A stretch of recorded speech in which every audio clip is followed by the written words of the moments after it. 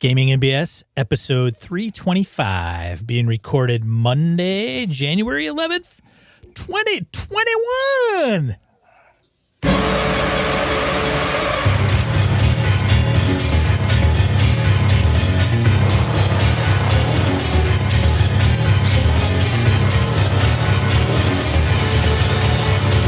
Welcome to Gaming NBS, a tabletop RPG podcast. I'm Sean. And I'm Brett. Welcome to the show, folks. Welcome back, everyone. Glad you're all here. Sean, how the hell are you, brother? Fine, Brett. How are you?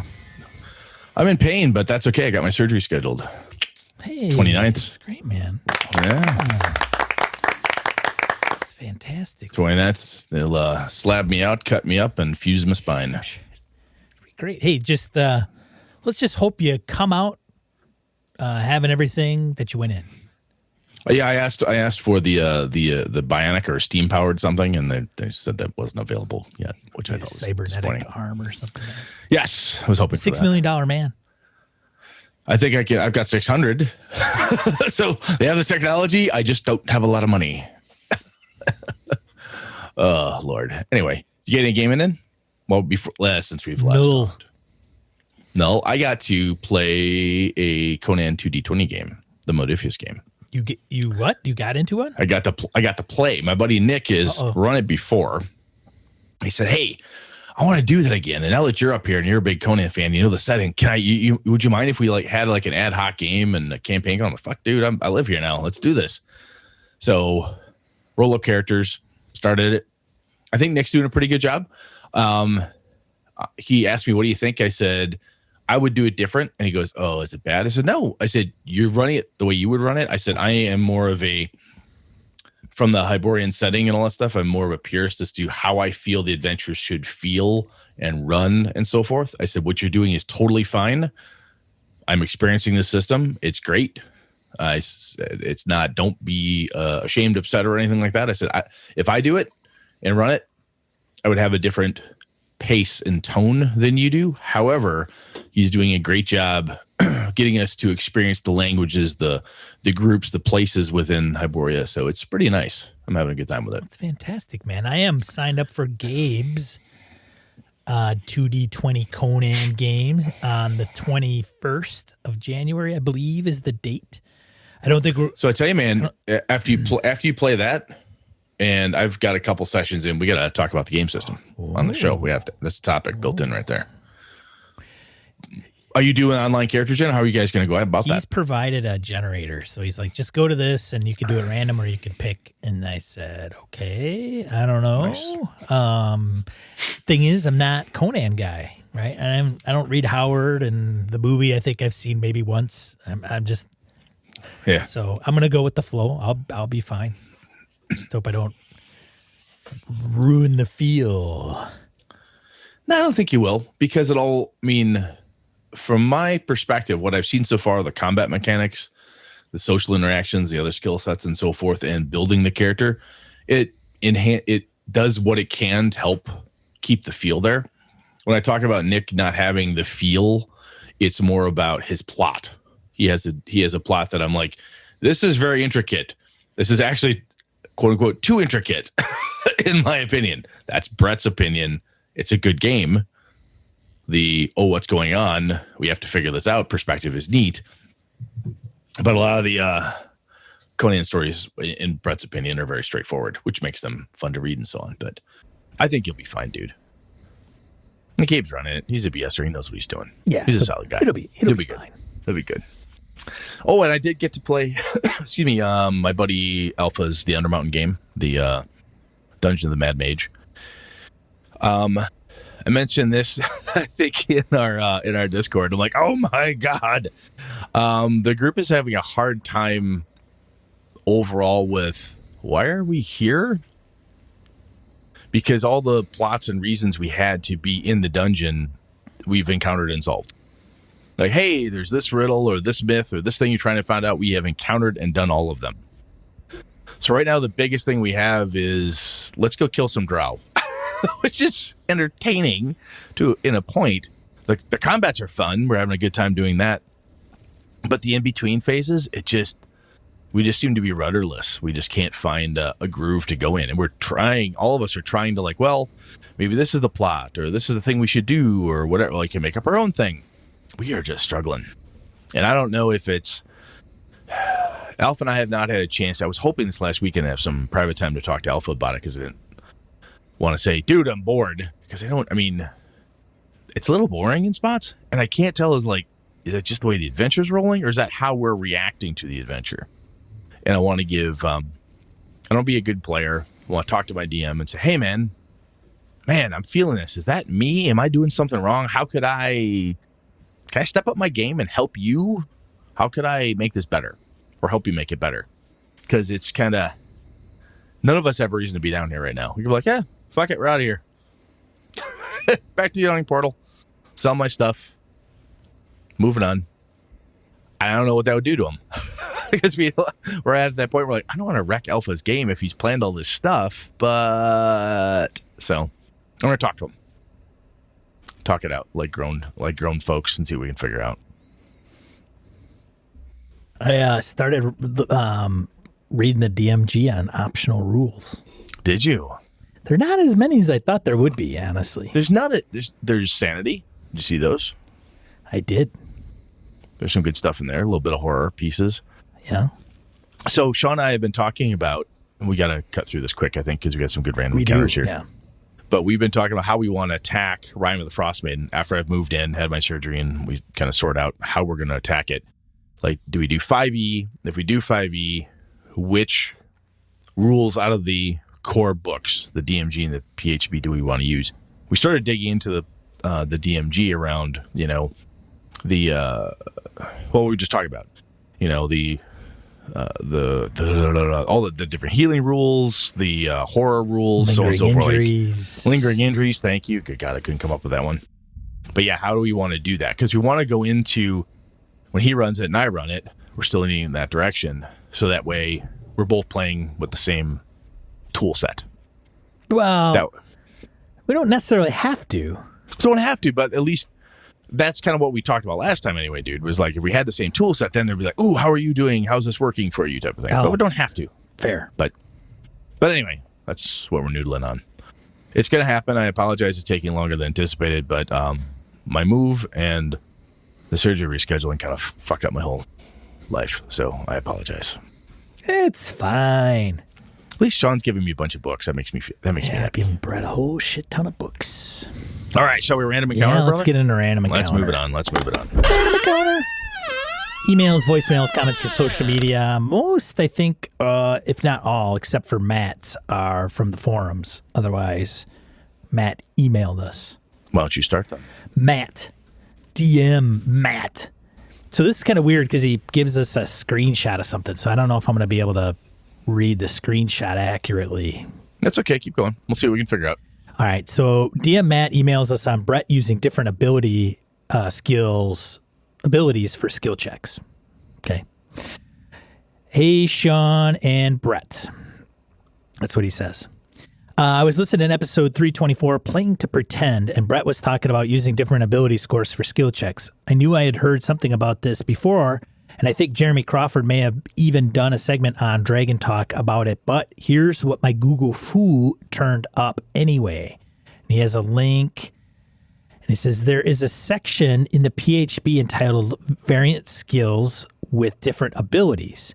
And the two specific examples they give are using Constitution on an athletics check to swim an unusually far distance. And it says similarly, when your half-orc barbarian uses a display of raw strength to intimidate an enemy, your DM might ask for a strength intimidation check.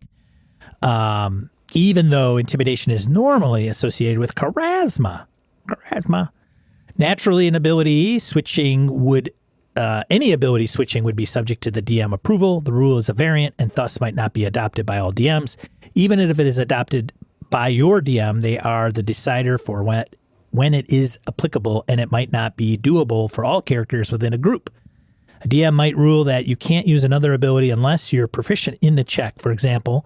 In fact, the raw only explicitly mentions checks you are proficient in.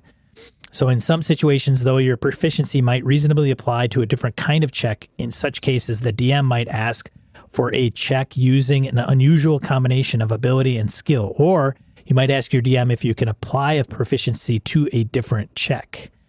PHB page 175. But there is raw support for switching abilities. Oh, neat. Cool. Yeah. So he continues, looks like the rule book backs Brett up and the gaming police won't be dragging him away for his crazy ideas after all.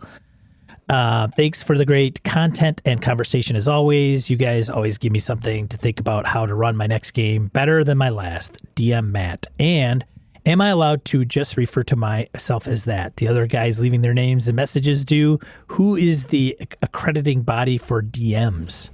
I think Sean and I are, and we'll allow it. We'll allow it. It works. You are Carry on. DM Carry on, Matt. Ding, ding.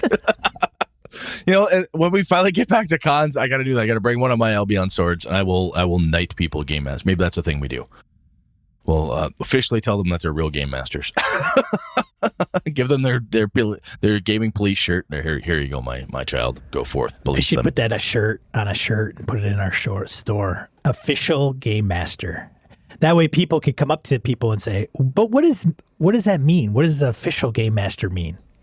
I don't know. Do you have the shirt? Well, no. Well, then you're not. And just walk away. You just have to buy the shirt. That's all. Just shrug and walk away. Yeah. Good stuff, though, Matt. Yeah. Excuse me. Thanks for calling that out. As I said, I didn't think it was a crazy idea per se, but it's something I've been toying around with, and I like the idea that it's called out as like, hey, you could totally do this type of thing. Because sometimes it does help to say, hey, I want to do something different. Much like when Sean and I were talking earlier about using the 5e variant rules for lingering injuries and so forth. Sometimes you tell players, hey, I want to use this thing, and it's an official D&D thing, or the rules back up what I'm trying to do here. It's not half-baked and crazy. What that does, I don't think it necessarily adds a level of authenticity or, oh, that's a real thing then. But I think sometimes players don't like to feel as if they are playtesting something in the middle of their game, right? Or like, are we playtesting this or is this real, right? What if we don't like it and so forth? So sometimes something that's official has at least air of it's been playtested or it's been thought through enough that it should work. So I think that helps sometimes. Anyway, good stuff, man. You ready, Sean? I'm ready. Let's see. Tom comments on Spot Hidden. This is good because I wasn't here for this one, so I don't feel as bad as when Tom says, in general, this was a frustrating podcast. I kept yelling, no, at my phone. Luckily, I was by myself. If something is needed, they don't need to roll. If they can get additional information, that's interesting. Not anything that's really necessary, but something that might open up a new avenue of investigation. If the role is to spot something vital, I might have everyone roll to see who notices it. Maybe it implicates that PC's mentor or other party member. Something that can lead to interesting role-playing, or sure, they hear the murmur of voices, but maybe they can't make out the words. What if the speakers aren't in the room with the window open, but over another room over? God, I can't read. I want to address your ranger example because we never used random roll generation or wouldn't make intelligence a dump stat. If the player does that deliberately, then he can't complain about having a sucky ranger. You mentioned Trail of Cthulhu, and you nailed it. You always get what's needed to progress, and if you roll, you might get more.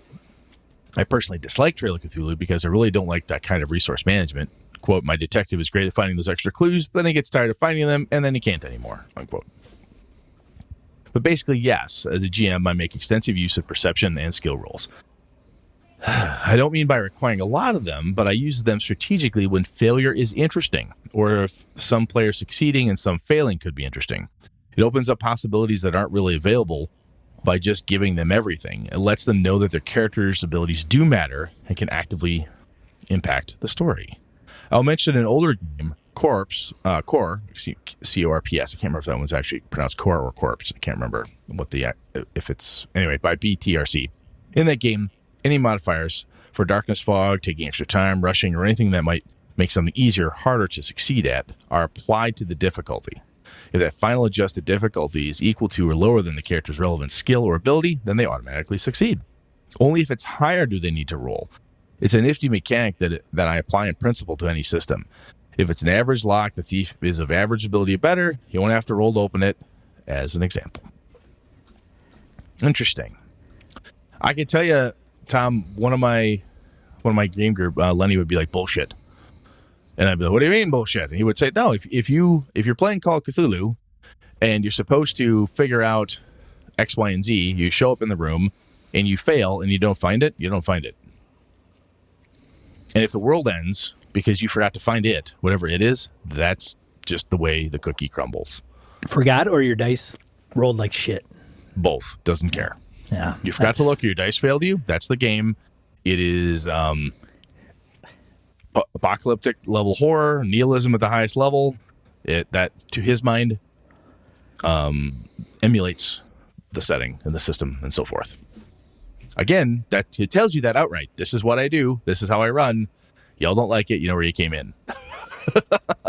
Again, not to everyone's taste, but I actually understand, and I do appreciate both sides.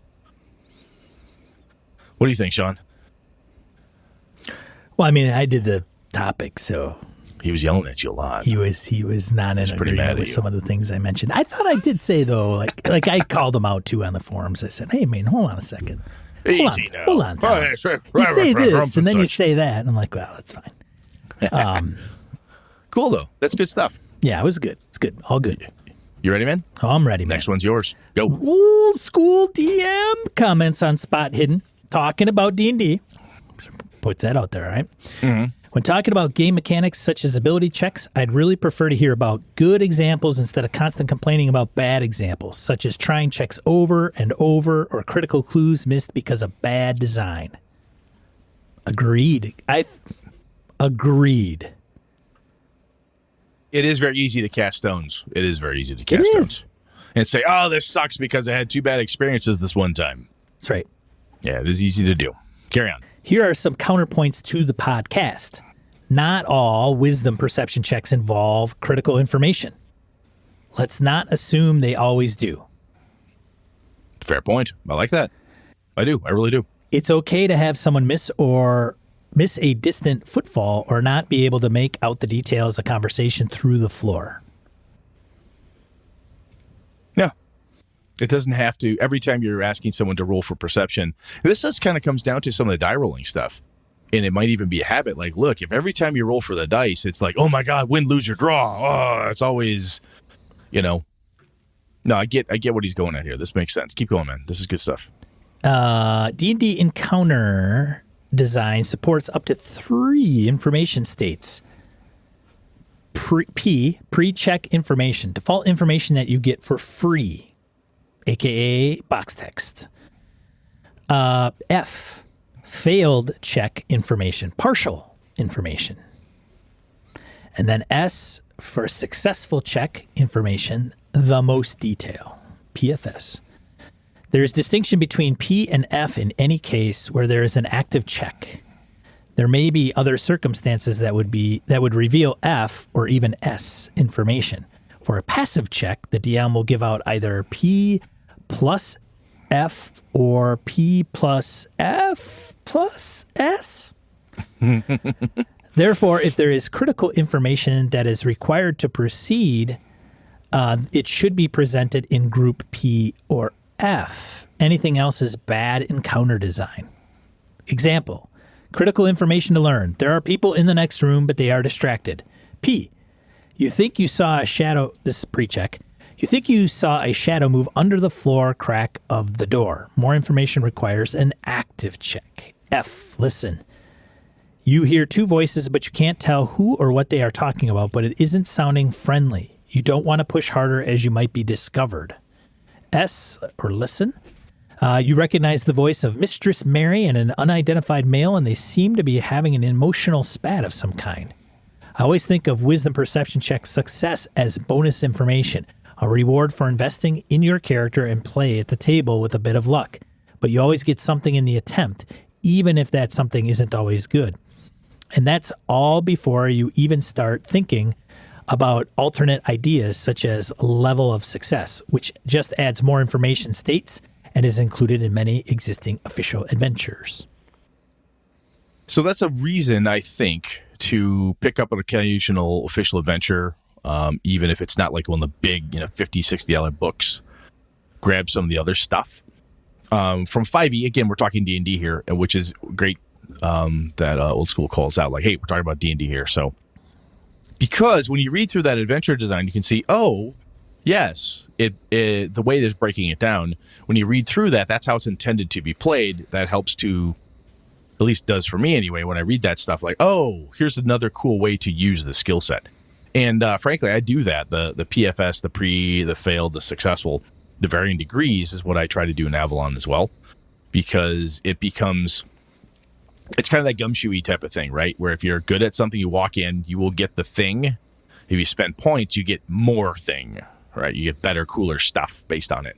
But yeah, I like, I think that's one of those DM tricks that those of us who've been doing it for a long time have developed a way to do it, figure it out. Yeah, we, pull that trick out periodically, when we want to keep things going. Like, oh, you to his example, you see shadows, you hear muffled voices, or you hear clear voices based on the level of success or the level of failure. I think that's something a lot of people do. And a lot of times there is, as he says, it's very easy to throw the rocks and say, it's all pass, fail, blah, blah, blah. You gotta unpack that a little bit more, because it's not just pass, fail. So I like that. Thanks, man. Yeah, thanks, Old School. Very good. Let's see, Rory comments on Spot Hidden. First off, Sean, great show. Oh, he wasn't yelling at you. Now let me get on my soapbox. I'm going to climb up there. All right. I recall a lot of Old School modules, first and even third edition modules, always had a through line where by default you could always find the information you needed about the villain, and or find your way through the dungeon without any searching, listening, etc. However, if you did search for secret doors or hidden clues, you could find cool extras, perhaps some secret some secret info about the villains and how to stop them, or a shortcut through the dungeon, or some extra magic that might help you out. That's how I've always played that sort of thing, and most adventures I own have used that formula. Note, I've only run 5e adventures that were updates to 1e, so your mileage may vary on the other adventure paths out there. I also want to note that none of the examples Sean was reading from covered anything that contradicts what I mentioned above. All the examples from the book are either necessary, sneak, hiding, spotting, and ambush, or quote-unquote special circumstances.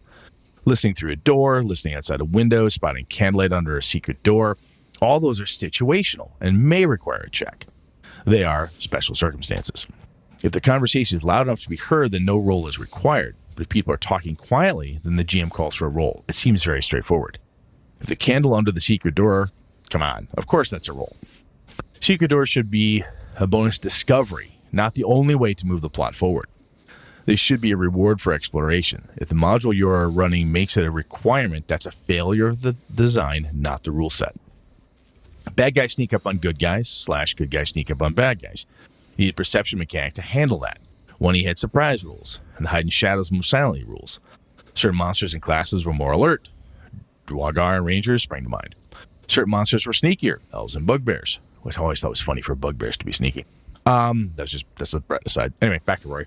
Raising or lowering the surprise chance. Even in Brett's no skill AD&D game, he's still probably using a check to see if monsters are surprised when his players sneak into the villain's lair. His rogues are going to move silently. Indeed, I do. I blame a lot of this on actual plays and a number of 5e DMs who watch them and read advice from people watching them. Arguably, the largest AP Critical Role is super guilty of this. It seems like every time the players come upon a room, Mercer calls for a perception check before even describing the place. I've seen him struggle when a player rolls a 1 and tries to figure out what to say.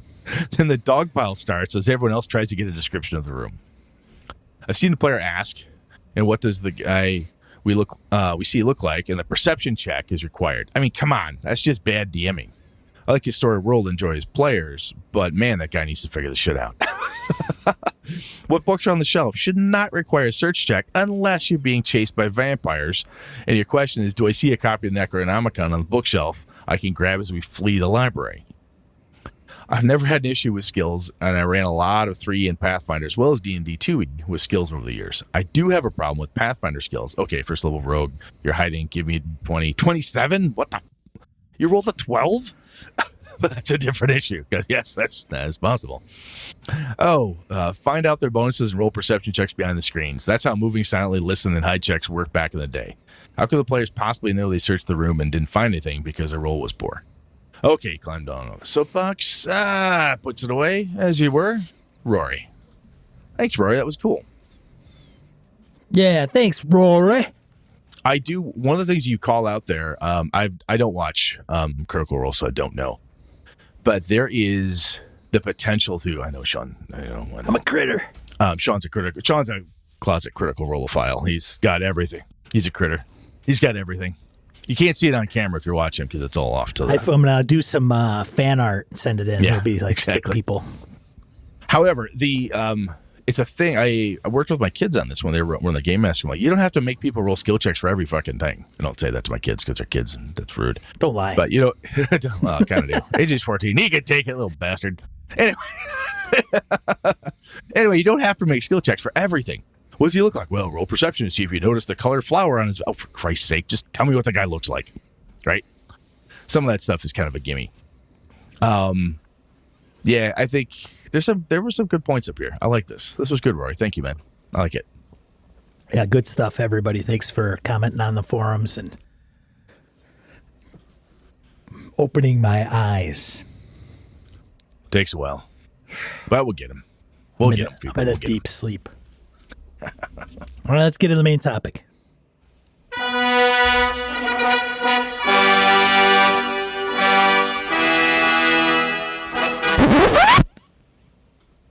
All right, Brett. You ready? That is always the ultimate question. All right. So Bill Arnold on the forums brought up the fact on here and a couple of places I bought Symbarium by Free League Press. I'm like, ooh, this looks really cool. And one of the things that really grabbed me was the setting. So I went big and I bought a whole bunch of stuff. Like, ooh, cool. I love lore. I love this stuff. I want to learn all this crap. And I started a conversation with Bill and I, and he says, so let me read this here. So I was happy to hear you mention Symbarium in a recent show. Have you had a chance to read it yet? I bought it and have been slowly digesting it. I like a lot of concepts. One of my main problem, is that the class descriptions include info about the world that was intended to go with it. I think I prefer to create my own fantasy setting than to try to merge everything together than to use their system. And I thought about that. I'm like, interesting. My response was, the setting is actually what captured me first, and then the mechanics. The mechanics are all player facing. I want to investigate more into that. And I think this setting speaks to me, and I think it'll work really well for my players. However, I found that I love lore, right? I like reading this stuff. I think you could build your own setting using rules and mechanics and races. That's 100% legit. I mean, I'm the guy who wrote an Avalon setting that's using 5e, so I've been asked to say, no, you can't do that. That's wrong.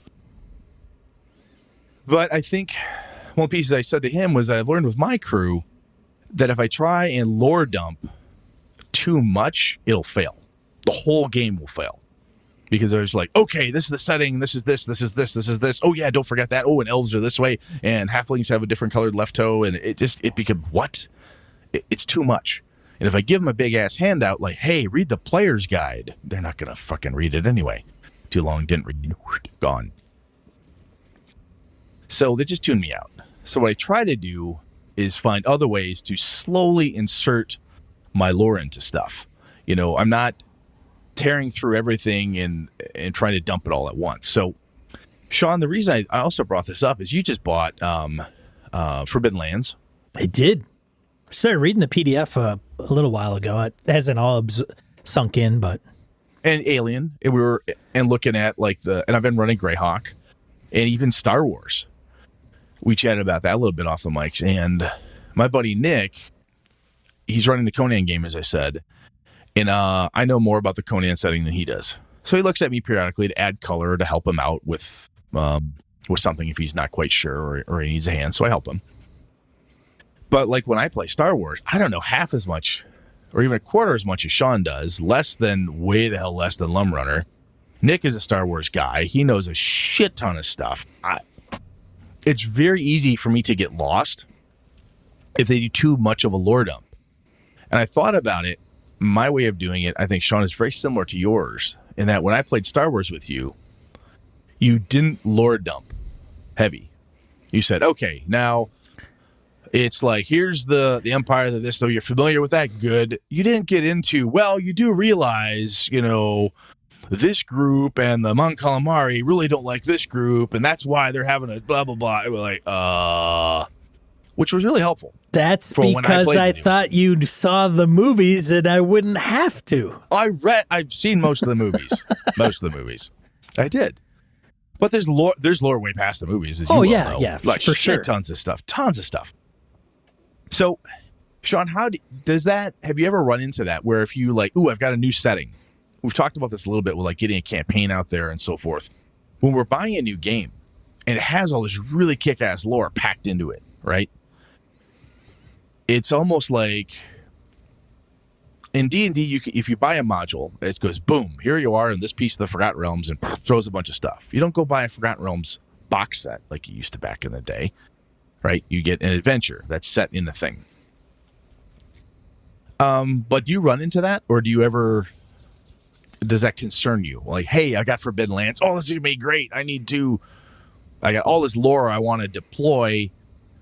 Do you find yourself sometimes kind of rushing to cram as much out there as you can, or does it not even bother you? You're just too good for that? Yeah, there's a couple things to that answer. One is I'm on the fence as it relates to predetermined campaign settings or hey, I'm going to run an Eberron game. And if you want to play, here's the Eberron campaign setting, and all the players rush to get it. I think I actually did this. Hey, we're going to explore Eberron. We're going to do Eberron. This was 3.5. And all the players went out and got the campaign setting, which is great. Like, hey, Wow, that's awesome. crazy good. Yeah, and because they want to, what's this Artificer thing? What's this Dragon Mark thing? And that's fine. I also think that's a drawback of some of the games that I actually want to run, which is, there's a difference between going, I'm going to play in games, right? Conan game. I don't read Howard. I know Hyperborea, from the name. Yeah. From Astonishing Source of Hyperborea. But I'm not, and I've watched the Conan movie once, and that was probably, God, I don't know. I mean, literally, it's been, God, at least 30 years, right? Yeah. You can't quote it. You don't know Howard quotes. I know Crom, right? I know Yeah. Crom. Okay. Good for you. Yeah. If I said Mitra Ishtar, Right. you'd be like, what's that? Yeah. But my point is that there is, it depends on what you want to run. Like if I say, hey, we're going to run Eberron, and it's a very rural, not rural, urban, right? It's an urban, I'm going to put you guys in Sharn, and there's these politicking factions, and this is how they're all related. Then great. And you give them the book and they want to read all that crap. Great. Some of them will, like if you premise some of it, and then some people will not read one word. But there's also something to be said about running the campaign where it's, DCC's kind of got that approach. You start in this town, and everything beyond the cornfields or Bree or the river is unknown. Scary, crazy, unknown, big beasties. You just don't go that far because bad shit's going to happen. And so you do, and you're starting to explore, and you kind of get an old map, and then it becomes this kind of wonderment. So I'm not so part of me is like dumping lore. It depends. Now, have you run into it before where you're kind of easing the lore right out there? They learn stuff, and somebody goes, oh, that's how elves are? Well, that's not how I made my elf. Well, I didn't know that's how Mandalorians acted. Oh, well, I don't like that. Have you ever bumped into that? I have. So I'm just wondering is it just me? Is anybody else had that problem? Sean, have you had this? Yeah, I find it hard to believe that I've never run into something like that. Or they're playing it, dare I say, wrong? Or they, you get the woody elves, and they're like the country bumpkin elves, but they're not playing. They're playing the high elf, right? They're Yeah. Elrond, and they don't smile, and they're Vulcan, and the Vulcan elves. funny similarities. Anyways, so yes, I can't think of a perfect example off the top of my head, but I'm sure I've had it happen a couple times where what I try to do to avoid that, because I've had it happen where somebody's like, "Oh, I want to play a dwarf." Yeah, that's great. Then they find out that dwarves are slavers, or they find out that dwarves were recently imprisoned and that they're just freed, or they're into this thing, or they do that, and they're like, "Oh, well, that's not my dwarf." But when I do didn't you know give that was to part- them, Brett? What was that? When do you give that to them? Aha. So what I try to do at the beginning is say, okay, here's some options for you of what you can make. And I think this is kind of a case, if you will. The reason why to do a slower lore dumping, kind of getting people into it, is to say, hey, this is the first game we're going to play in this new world. So here's some options I'd like you to choose from. Once you get into it more, we can expand the character races, groups, classes, whatever you want to call it. We can expand your horizons in there. But however, let's start with, half elves, Mandalorians, dwarves, and, Wookiees. That's all you have. It's a weird ass world. So, okay, cool. All right. That's it. So the people pick that, and then they have information I give them about that, so they can make proper characters, or they understand the stereotypes, the things that are normal through the world. And if they want to break that normal, they're free to do so. And then as they adventure, they encounter something like, oh my God, there's tieflings. Wow. Fucking A. Oh, I encountered a dragonborn. Wow, that's really cool. Oh, wow, there's, Mon Calamari. Oh, that's cool. What are we going to do? Oh, I'd like to be that next time. I've got them hooked. They have learned something new about this. When this campaign is over, they want to come back and explore another piece of the lore, a piece of the world, by showing it to them, a piece at a time. So it's kind of for me, when I kind of went, here, lore dump, you could be all of this cool shit. And my players go, oh my God, I want to be this thing. And I go, well, just now remember, if you're a troll, that means, they were so excited to play a troll. And then I had to go, hold on there, Dave. Now remember, trolls are all blind, except at Moon during the full feasting and they're like, what? Oh, I didn't know that. Oh, I guess trolls are stupid now. I just shot part of my lore. I made, you know what I'm saying? So if I limit it a little bit for character gen, I keep them within the DCC approach of, this is a small little place. You're here. You're going to start here. This is the lore you have to work with. And then as they adventure out of it, they get more. And then as they really understand, so forth. So when I run an Avalon game for my home group, they've been playing with me in Avalon forever. So they say, I want to make a noble. I want to make a guy from the docks. I want to do this. I want to do this. I want to do this. I want to do this. They know how Brett runs. They know what I do. They don't worry about how's it all going to work together.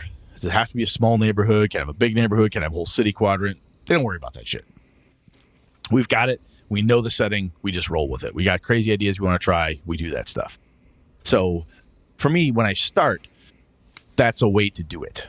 So like for Conan, for you or for Gabe, I don't know how Gabe's going to pull it off, but if I had a whole crew of people who had never played before, I'm like, well, let's start in Aquilonia. Here's a great big country. You're over here near the border kingdoms. You're near Nemedia. Whatever it is, I'll put you in a place. And then a rumor comes in. You meet a person from Zingara.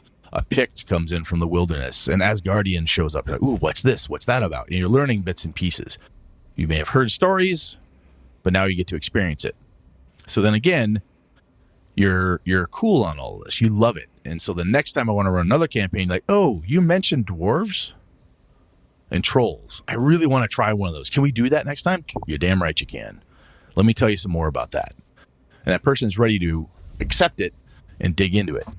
So that's a piece I do when I start. Does that sound reasonable to you, Sean, or do you think I'm crazy? I think it's reasonable. Too much work? I would be, for the record, you'd probably want to cover some of the shit in session 0, right? Like, hey, you want to be a troll? Great. Yeah. Just so you know. And I should say, if you're going to do it in session 0, then, lore is great, but can we just make a unwritten rule that players are never going to read anything? Let's just say that. Like, hey, players aren't going to read anything. And if they do, hey, bonus. If they do, that's a sign. You know what that sign is, Sean? What's that sign? That person's going to be a dungeon master someday. That's the sign. Oh. That's the first sign. When they want to read all your lore and want to figure out how you did your world building or how the world was built, you have a game master on your hands, people. Whoa. Look out for that Nurture one. them. Yeah. Nurture them. Nurture them. Because that person's going to take your screen over when you're tired of this shit. Yeah, give you a break. Yeah, nurture that person. Anyway, carry on. But I think you have to. But if you do session 0, instead of writing out a journal on all the races and the nuances and the politics and the relationships, you actually convey it audibly. Like, hey, oh, you're going to be a troll. Great. Just as an FYI, trolls in this setting, blah, blah, blah, blah, blah.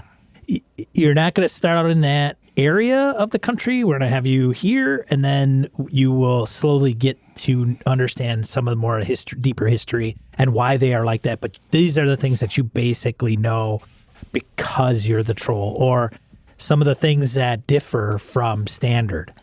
Are you cool with that? Yeah, that's cool. That's fine. Great. And then they run with the troll. But I think if you just say, hey, great, troll, blah, and you puke it on them on a text or a sheet, they may or may not read it, and then they'll run into that issue. They'll be like, "What? I didn't know." And you're like, "Well, it's right in that sheet." "Oh no, but you didn't tell me." Yeah. So the other thing you said that I really liked there, Sean, was the player has an option then to say, "This is how trolls work. Do you want to be different?" Because that would be fine. Do you want to be the troll who has amnesia? Do you want to be the troll who was abandoned and raised here? Oh, yeah, that sounds cool. I might not know a lot of stuff. There you go. You could play the troll who doesn't know his own or her own people very well. Gotcha. Right? I'm the Wookiee that was found and raised, and I don't understand this. I'm not from here.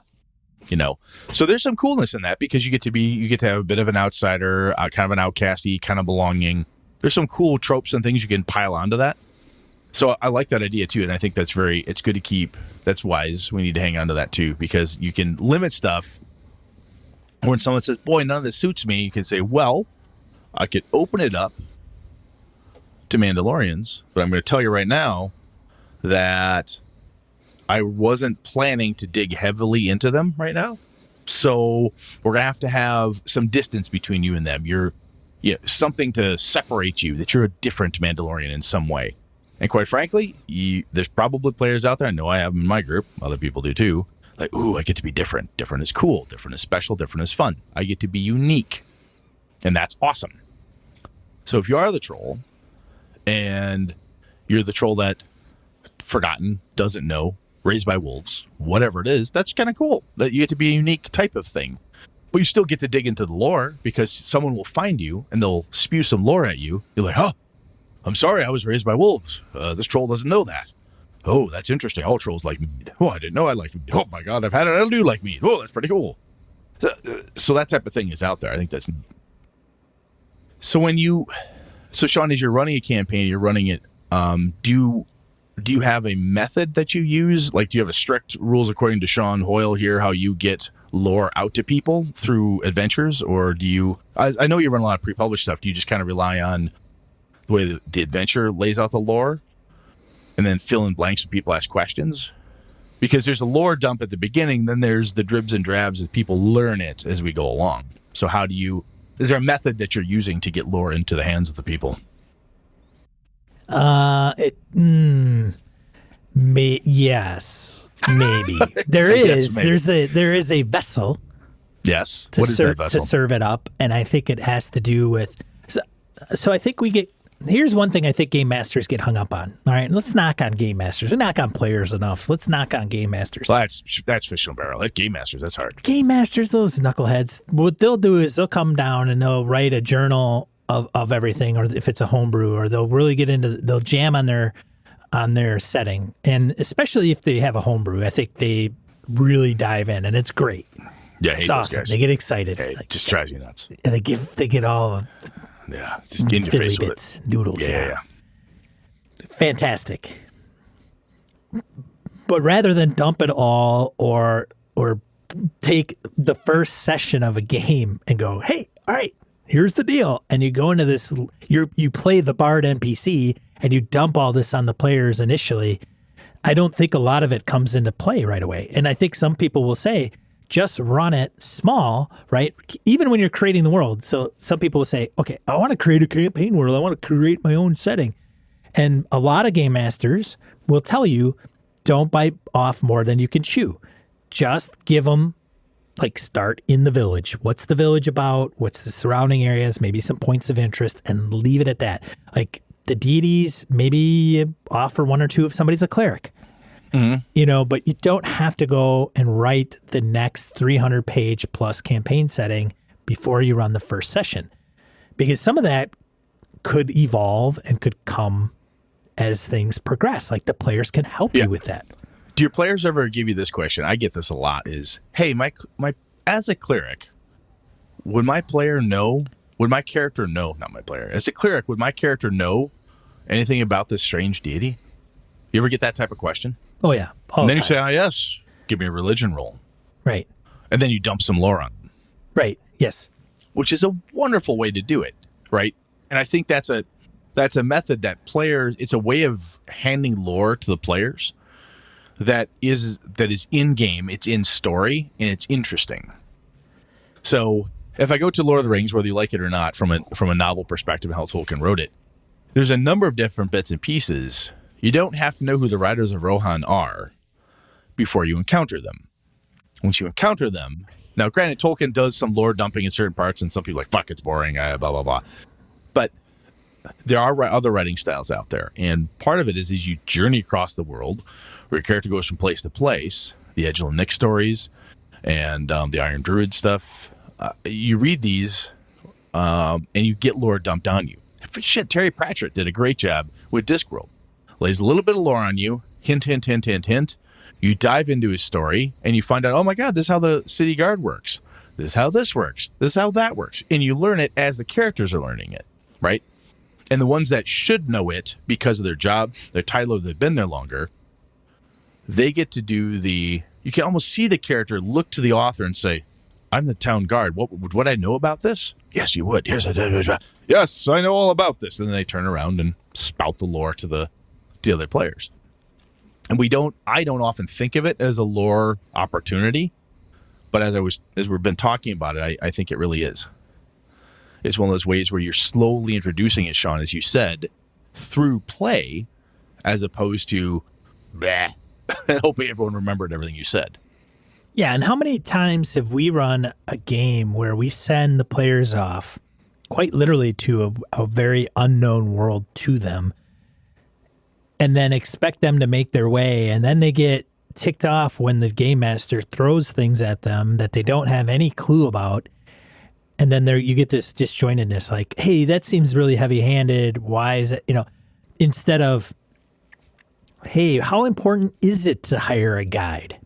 Is it just to get them from point? Like, I think guides are they're underutilized too, as it pertains to lore. I never thought. You're right. You're dead right. Well, we use guides as like, oh, I'm in Chult and I need to find the tomb and I need to get through the jungle. Yeah, that's great. So it's like, what is it? 10 gold pieces a day, 10 gold pieces a day, and I gotta help you out with a side mission. And you get a bonus on your don't get lost roll. Right, the don't get lost roll. I get a bonus. And that's all you care about. And that's the extent of the bonus. That's what an inefficient use of a potentially great lore character. Now you take that and you say take it the long way down and the long way around. You've seen that documentary, right? They got a new one too with electric Harleys. Did they really? Yes. So if you haven't seen that, Brett and I are big ex-motorcycle enthusiasts, and Obi-Wan Kenobi and his sidekick decided to ride motorcycles around the world, and then from Scotland all the way to the Cape down to South Africa. And when they did that, you have to get handlers to go from one country to the next, right? You got to contact somebody in the next country so they can come across the border, make sure you got all your paperwork in order, and then they escort you across. And the logistics, the people who did the logistics, I don't know how much they got paid, but it should have been doubled because of the shit they had to go through. But you're dead right, man. I mean, so let me throw this one at you. So in one of the Fire for the Grey Mouser stories, one of my favorites is the Howling Tower. They just had this other adventure. They're trying to get back home, and they're crossing this plain, and they hear this noise. And Fafhrd like, oh, it sounds like wolves. And the Mausers, whatever, they have a guide with them. And the guide had said he'd crossed these plains many times. So they looked to him and go, what are those? And he said, oh, no one's ever killed a wolf that I've ever known. Oh, the tower. Oh, there's this, there's this. And he spouts a bunch of crap at them. Next day, he's gone. So that's weird. But it plays into it. That guide, through that mechanism, Fritz Leiber laid out mystery, dogs, arcane weirdness, and there's a tower somewhere near here. Interesting. Okay, cool. So as that stuff develops through, you're like, oh yeah, okay. That guide's little folklore bit or the kind of knowledge he had, it fucking mattered. I'm glad I paid attention to that, because the Mouser, as he's running to save Fafhrd, spoilers for a 56-year-old story, as he's running to find his now lost friend, he sees the thing as, aha, I'm familiar with this. The guide already told me, so it's in the back of his mind. He's ready for this encounter. So you're dead right, Sean. You think about that for Hexcrawl, right? You're going out somewhere. Oh, I like it. And in space games, too. Space oftentimes can be a big intergalactic Hexcrawl. Who's been there before? That's cool. That's good, because sometimes you talk to the guides, and it's in a lot of the old D&D ones. Oh, you could go get a guide. You could go talk to a sage. And there's rules for what the sage knows. Those are other people that can spout lore at you. It's a hard assumption in a lot of role-playing games on what the player characters know. And it's sometimes assumed by the players that the game master is going to put them on a particular path, or they're going to choose from 3 different paths. And that by doing so, the game master is going to fill in the blanks, which is true, right? That's kind of what we do to some degree. We have to paint the picture. But I also think that we don't leave the player characters as unknowing as they should be. Yes. Like every time they travel somewhere, it seems like you just get on the road and you go and everything's going to be fine, and all the monsters are monsters that the player knows, and so it's not unfamiliar. And if you get lost, you're right, it's a survival check, and oh damn, I'm lost, and it's gonna so it's gonna take me 1 day more, 2 days more to get to where we were. No big deal. I mean, so what are you gonna do? And yeah, if you're under a time constraint, sure, it plays a role, but knowing the culture, or hey, this is the deal, you're gonna have to interact with this tribe or this clan that's local there, and this is the way the customs work. And if you don't do that, they're not going to let you travel through their country.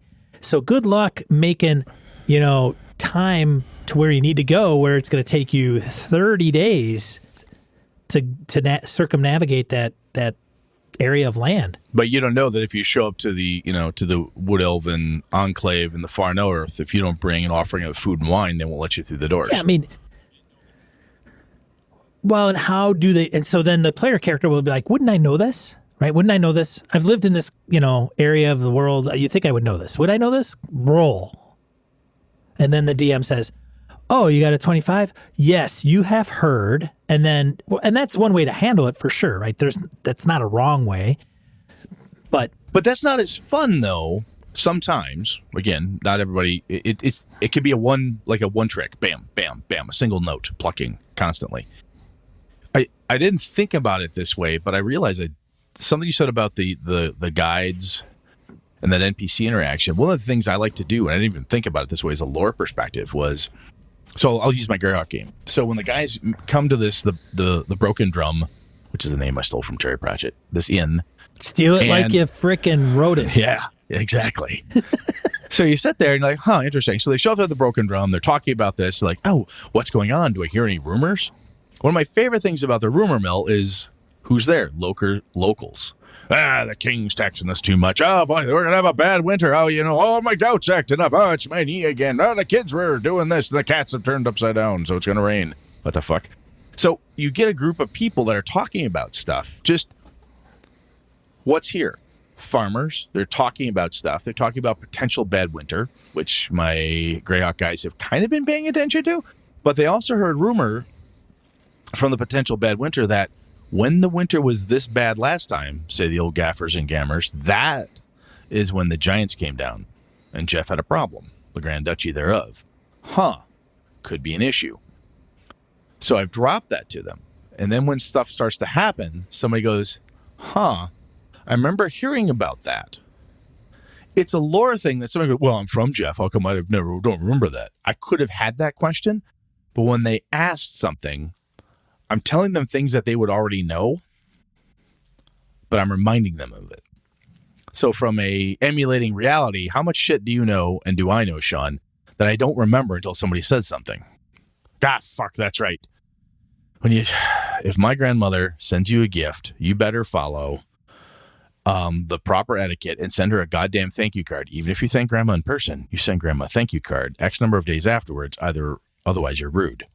My generation, in general, and many others, don't give a fuck. My grandmother's generation, though, thank you cards are important. It's just, whatever. Yeah. Again, it's a small piece. You don't know that. I happen to know that. Whatever. It's another. I think those NPCs dripping that stuff, and not just like, well, is there a monster to kill? What do they know about the tomb where Sarek is buried? Other things can come out, and I like that, especially like the guide. You're going somewhere unknown. What can they do to help tell you? Oh, we're going through Dark Elf territory. You better bring blah. This is where the trolls are. You're going to the Wookiee planet. What's that called? What is that one? The planet where the Wookiees are from. Kashyyyk. You're going to Kashyyyk. If you don't do X, Y, and Z, you're going to get your ass beat. Don't do that. Do this. There's the Wookiees of Kashyyyk have a very strict X. Don't break these rules or whatever it is. Well, I mean, it's good to know. The one for Tomb of Annihilation that Jeff and the gang went through, they got the Chult, and they lost their guide. They ended up finding another one through a competing group, and they really needed that one because a lot of things were written in a language none of them knew, but the guide knew. So every time they ran into some weird writing, they'd be like, "Hey, yo, whatever, man, lady, come here. I need you to read this. What's it say?" Mr. Guide, sir, would you please kindly explain? So every time they come to like, "Oh, it's written on this stone. Come here," and then they decipher it. But yeah, going back to, and then there's the classic, right? Do research, go to the library, read, or who's the most intelligent of the group, or who's the more book read in the group. Why? Maybe they're going to know more than the knucklehead fighter that just makes his or her way in the fighting gladiatorial realm, right? And you can totally break fourth wall and go, look, if you guys want to learn some stuff here. I told you Samuel the Sage is down there, this wizard's here, and that cleric who seems like he's 210 years old, who's been all over the place, that guy, he's right there. If you want to get some lore, I just gave you 3 people to talk to. Go on. You can do that. You don't always have to coax and, I hope I can cajole them just right to go there. Sometimes you go, look, you're asking a question. You may not remember, folks, but I told you Samuel the Sage, he's just down the street. Oh, fuck, that's right, Samuel the Sage, yeah. And I told you, last time you asked, it was 2 silver for a day's worth of discussion. Oh, yeah, that's right, yeah, fuck, we got 2 silver. Then they run off and go. Again, that helps to stop it. Wouldn't I know? Wouldn't have I remembered that? Because when you hear that question with that snarky, snotty tone, that usually means, they feel like they're being had, they've been cheated. A lot of times the person asking it in that way is like, wait a minute. They feel like they're being taken advantage of in some way and that you're being unfair, right? It's not always that way. And not everybody has that approach, but you can help cut some of that off, again, from a lore perspective through NPCs like guides and so forth, asking, saying, hey, would I know this thing? Sure. Give me a roll. Maybe you could know something. And especially if you're playing D&D, like Old School said, in the random encounter section, earlier, yeah, you can learn a little bit, a lot. You can know bits and pieces. Quite frankly, and somebody rolls really shitty, give them bad data. That's fun. Yeah, bad lore. It doesn't mean I surrender. Just in case, spoiler. Yeah, well, you got to do more long-term stuff. I think in some games that's a whole nother subject. Where I think with Star Wars FFG, I mean, these guys, if they roll a despair. It doesn't have to take immediate effect. You could use that despair based on what's going on to come and bite them in the ass later. And I think in some fantasy settings and other settings, we don't do enough of that So in this case, with your example of lore, yeah, you go to lore and you come up with some bad info. You come across the book that's not, you think it's legit, and Turns out it's not. turns out it's not, and you're on a goose chase. You get pissed off at the game master because they ran you on a wild goose chase. But how do you check that? How did you check it? Like, what's your source? And then they've invested all this time to go and do this and that, and then they find out there's nothing in the tomb, and then they're just a bunch of monsters, and they don't get anything. God damn it! Yeah. So there's, you got to kind of balance it out so you don't seem like the dickhead game master. But I think the key here, from a takeaway perspective, is there's methods and means to give lore out in pieces. And I think if you're very fortunate, we've talked about this before, ages back, if you've got somebody who really knows the Forgotten Realms and they're not a jerk of a player, that person, and you don't know, you know enough, but they know a lot more, you can lean on that person to help you. If I was going to run a Star Wars game, I would want someone like Sean, Nick, Humfleet, somebody who knows it better than me, that I could say, hey, I want to do this type of thing. Does this make sense? Even if he's not in the game, I want to run it by Sean because I don't know enough. I want to, bounce things off of people. And it doesn't, and setting up things like, hey, you're going to go adventure, you're going to go somewhere. There's guides, there's sages, there's people who know things. And a lot of times people are more than happy to tell you stuff that they know without a wonderful skill check. You don't have to have a, we'll give you a DC 15 persuasion to see if the bartender will talk to you. I've met, in my 47 years, I think I've met 2 bartenders who don't like talking. Right? They might like talking to you, Brett. Oh, true. They may not like talking to me. Well, I'm charming. What are you going to do? Or a droid. Or a droid. True. Hey, we don't serve those kind here. Your droids. We don't side. That's right. Way to go, Brett. Hey, Brett has Star Wars reference. Yes. Look at that. I had to do it. There we go. I don't like you either. I've got the death sentence on 12 systems. That's right. Anyway, so I think the key here, and I would step away from this kind of to wrap this up. And the other piece is that you, as the game master, do not feel that you need to have all the lore in your head at your fingertips to be able to answer every question forever. And that's one of the beauties of starting in a new game like Symbaroum or Star Wars or the Forgotten Realms or anything that you're building into, that this is brand new for you, unless you are my buddy Alpha, who we also call the Alpha Nomicon, because if he's read it, he remembers it. Unless you're him or a reasonable version of him or a better version, you're not going to remember it all. So if you start small with bits of the lore, as you read and as you reread your adventure, or you're planning it out and you reread that monster manual and you pull open that book on Kashyyyk, that little splat book you picked up, holy shit, I didn't know. Oh, this will be cool. You can bring that cool thing you just learned into the game. And the players will love it. You'll have a good time sharing your lore in a very capsulated piece at a time approach. So don't feel that you've got to digest the whole thing either, because if you feel you have to, it's very natural sometimes to assume then that you need to impart it all and other people need to take it in. Start yourself slow. You can work the players in at the same speed. So we good, man? Yeah, just think of the real world and how much you don't know about other countries and their governments and how things like that work or their histories. And then you take a world like Star Wars and then you have lots of planets within a galaxy or Forgotten Realms, and you don't have internet, and you got the old abbey and only certain people know how to read and write. It's Firefly, any pick one, man. Just pick one. It's okay 40K. for the players not to know anything about the world they're actually in. Absolutely. Don't have to all be lore masters. That's right. Good stuff, man. Thank you. Yeah, so if you've got like ways to introduce lore, tricky ways, and it could be just elementary, right? Like, hey, I give them this, and that's how I work. Let us know. If you've got a game, if you've got a game system out there too that has that built in, if there are mechanics out there, and there's got to be somewhere somebody's designed this, like, hey, a lore dump mechanic or I say it therefore it is. I mean, some of that's handy too. I know Fate has some of those components, I think. But anyway, some of those things, even if that's not a system for you, bring it up to us if you would, because other people might want to steal it. So We good? Yeah, let's get into Die Roll.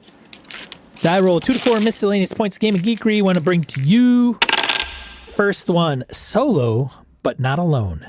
It's an RPG bundle, and it's going to benefit Jasper's Game. Jasper's Game is a suicide awareness. An individual has headed up by, his name escapes me, but he runs here on Twitch, and runs these kind of marathons and puts money to Jasper's Game. It's his, I think, a nonprofit that's been going on for 3 years now. And so if you want some, they're solo RPGs on itch, big, huge bundle. And then they go to that good cause. So we've brought up solo RPGs a couple times in the past. So if this is something you're interested in, or even if you know other people who've talked about it to you, point them at this, because there's some cool stuff out there. We just haven't had a chance to dig into them.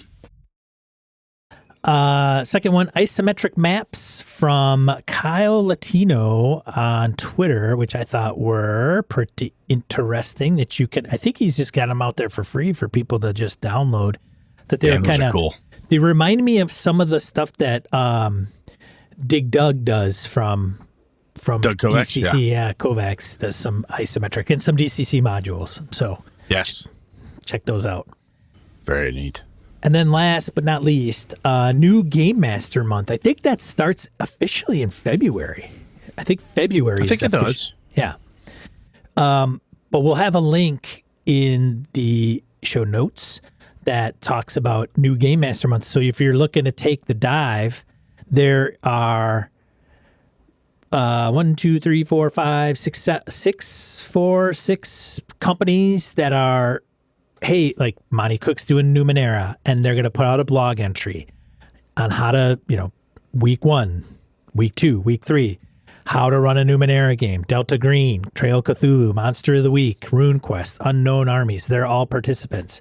So if you have an interest in any of those games and wanting to delve into the DM or GM space, they're going to have some interesting articles up, and they've already started. So very nice. Yeah. Need more game masters. Absolutely. If we have more game masters, there's more games to play. Damn right. Damn it. I think what was the, I think there was a study or somebody had an estimate that basically game masters, we make the RPG publishing world go round. We buy shit. We're the ones with bookshelves full of stuff that we have to give to Brett.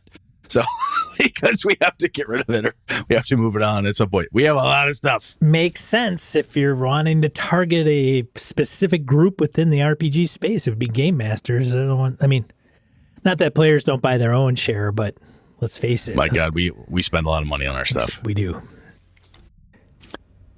Whew. Good stuff, though. Yeah, good stuff. What are you talking about next week, Brett? Well, I'm not positive, Sean. You and I have thrown a couple different ideas around. I want to see if I can get you mad about something. So I'm thinking about finding something I could just get you to rail at, because I'm looking to kick back and relax. So there's the 2 yahoos I saw on YouTube this past weekend. They got my maybe I'll got my blood boiling. Maybe I'll do that. Just bring it up and let you go at the beginning. There's a little teaser for you, ladies and gentlemen. We'll see if that happens or not. God, it tripped across the. I won't even mention on the show. No, it's just a bunch of idiots. Yeah, gatekeepers. Anyway. Yeah. Ravenloft and Jeff Mirko says no. But anyways, no, we gotta let that one scar up. We gotta let that one scar up before we go too far. Stay tuned. So thanks everybody that tuned in live. Thank you very much. We appreciate it. Thank you. We stream here on Twitch every Monday night at 8 p.m. Central Time. Tune in, see the fiasco. And if you can't, catch us on your favorite podcatcher of choice for the audio version. And then if you see this on YouTube, smash that like button and subscribe. Wish me luck. I'm moving, so next time you shouldn't see boxes. It should be in my new office. So every week since Brett has been in his temporary housing, he's got these massive boxes behind him, and everybody's like, "Oh, is U-Haul the sponsor this week?" Hey, Brett, nice background. Is that a green screen? Somebody threw out that I should put teeth on one so it looks like a mimic. I didn't have time to do it today. A mimic, yeah, that'd be awesome. Jumping behind me. So, yeah, thank you very much. Yeah, what's in the box? Again, that What's in the comes back. box? What's in the box? I'll have one call back. I like that. Very good. Yeah, I like that. Otherwise, have a good evening. For Gaming and BS, I'm Sean. And I'm Brett. Good night and good game and all. This episode of Gaming and BS produced with help from the following BSers: Jared Rasher, Ray Otis, Old School DM, Jason Hobbs, Andy Hall, Roger Braslett, Brett Pazinski, Chris Steele, Larry Hout, Eric Frankhouse presents, Tony Sugarloaf Baker, Stefan Dragonspawn, Mark Tasaka, Pure Mongrel, CW Mellencamp, Dan LaValle, Craig Huber, Ron Bishop, Old Scoozer Role Playing, Jim Fitzpatrick, Mark Richmond, Thomas Hook, Sky, Craig, Howard Bishop, Jeff Seifert, Angus, Eric Salzwedel, George Sedgwick, Robert Nemeth, Brian Kurtz, Laramie Wall, Perry Besor, Eric Avila, Andy Olson, John Kayward, Corey Gonzalez, Niall Diamond, Jeff Goad, Brian Rumble, David F. Baylog, Harrigan, Melissa Bashinsky, Henry Newcomb, Eric Tavola, Hoos Carl, Ghost GM, Mike Hess Jr., Rory Weston, Jim Ingram, Daniel Garrett, Jason Weeb, Dollar Adventure Frameworks, Phil McClory, Jay Plata, Duke and Purple, Isaiah Aries, Christian, Vanta Blacklord, Larry Hollis, Quigley Malcolm, AWOL Trooper, Craig Shipman, Todd Sharp, Orcus Dorcas, Chris Shore, Michael O'Holland, Christopher Lang, Chad Glayman, Josh Wallace, Adam Grotjohn, Ed Nyes, Corey Welch, Mirko Froelich, Rich Wishon, Joe Swick, Curtis Takahashi, and Aaron Ralia. Hey, if you're interested in becoming a patron, head over to gamingandbs.com/Patreon. That's Patreon. Thanks, BSers! This has been a Litterbox Studio production.